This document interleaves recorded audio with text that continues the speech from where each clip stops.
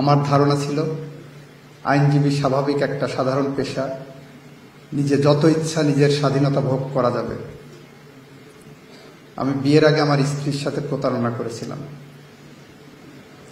আমার স্ত্রীকে যখন বললাম ওকালতি করব, উনি চাচ্ছিলেন আমি সরকারি চাকরি করি। আমি বললাম যে আমি ওকালতি পেশায় যাচ্ছি এই কারণে তোমাকে যাতে বিয়ের পর অনেক সময় দিতে পারি। তো উনি খুব কনভিন্সড হলেন। আমার সিনিয়র ছিলেন বিচারপতি নিজামুল হক নাসিম সাহেব, ওনার ওয়াইফের সাথে যখন কথা বলেছেন, ওনার ওয়াইফ বলছে যে লয়ারকে বিয়ে করছো, ওনার কাছে সময় পাবা না জীবনে। তো আমার স্ত্রী যখন আমাকে বিয়ের আগে, তৎকালীন প্রেমিকা আমাকে জিজ্ঞাসা করলেন যে ভাবি তো এই কথা বলছে, তা আমি বললাম ভাবি তোমার সাথে মজা করেছেন। আমার বিয়ের পরে বিশ্বাস করেন এমন দিন গেছে, বাসায় গেস্ট দাওয়াত করেছি, মক্কেলের মামলা আগামীকাল হিয়ারিং, ব্যস্ততার কারণে আমি বাসায় ফিরতে পারিনি। এমনকি বাসায় বলতেও পারি নাই যে আমি বাসায় গেস্ট আসবে, দাওয়াত করে এসেছি। হয়তো 10টা 11টার দিকে রাত্রে কল দিয়ে বলছেন যে বাসায় তো গেস্ট আসছে, কি খাও। সাথে সাথে কোনো রেস্টুরেন্টে যেয়ে, চাইনিজ রেস্টুরেন্টে যেয়ে গেস্ট নিয়ে আপ্যায়ন করেছি।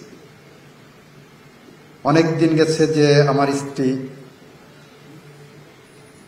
কোনো বিয়ের অনুষ্ঠানে যাবে, সে যেটা যে বসে আছে যে আমি যাওয়ার পরে তাকে সাথে নিয়ে যাব। আমাকে বলতে হয়েছে অনুষ্ঠানটা তুমি শেষ করে আসো, আমি যেতে পারবো না।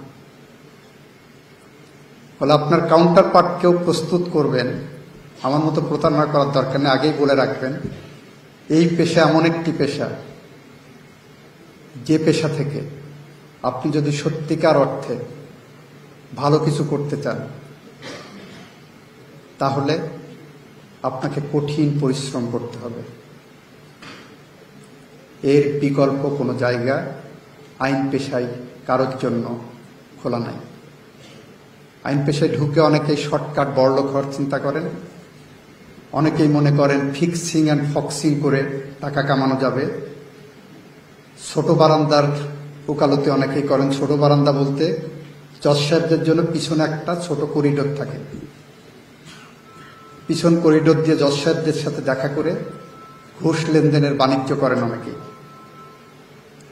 সিন্ডিকেট ব্যবসা করেন। এগুলো করলে হয়তো টাকা ইনকাম করা যাবে, কিন্তু আইনজীবী হওয়া যাবে না।